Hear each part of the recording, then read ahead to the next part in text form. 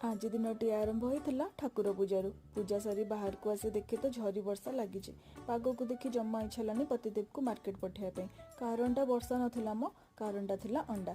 सत कहले सांग मानी, वर्षा पागरे गरम गरम भात सह अंडा तरकारी काहाकू पसंद? मते तो बहुत पसंद। से और लेट न करी सीधा पळे आसिले किचन को लंच प्रिपरेशन रे।